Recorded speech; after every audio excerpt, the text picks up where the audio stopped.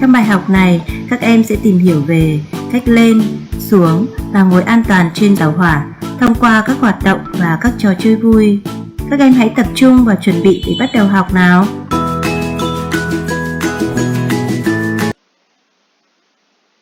An toàn khi đi tàu hỏa.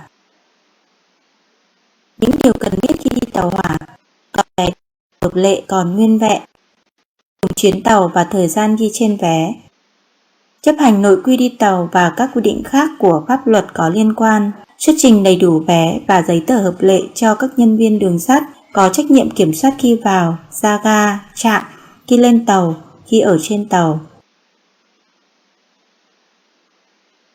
Đi tàu hỏa an toàn, chuẩn bị lên tàu hỏa.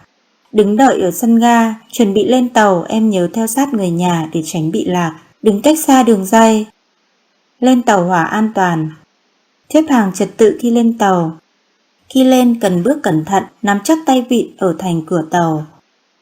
Khi lên xuất trình vé hợp lệ nếu có yêu cầu và di chuyển cẩn thận vào trong toa tàu.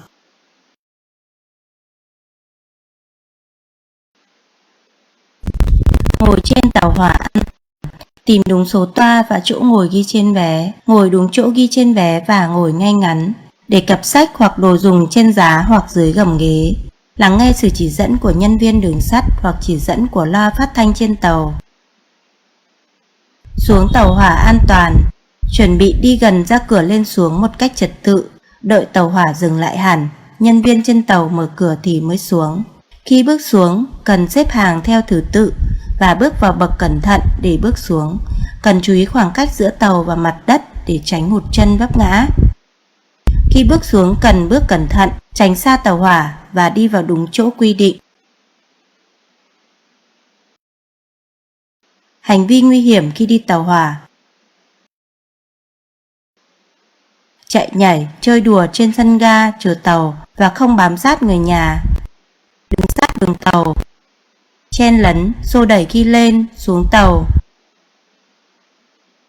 Khi xuống tàu, nhảy từ trên toa xuống sân ga hoặc leo trèo qua cửa sổ. Đùa nghịch đi lại từ toa tàu này sang toa tàu khác. Tự ý mở cửa lên, xuống, đưa đầu, tay, chân và các vật khác ra ngoài toa tàu khi tàu đang chạy.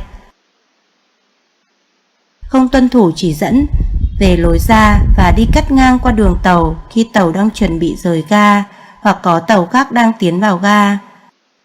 Chúc mừng bạn đã hoàn thành bài học. Bạn hãy tìm những hành vi nguy hiểm trên sân ga. Bạn làm tốt lắm.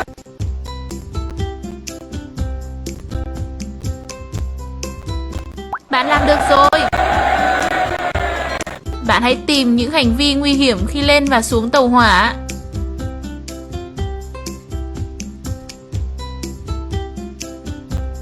Xuất sắc. Xuất sắc. Chúc mừng bạn đã hoàn thành bài học.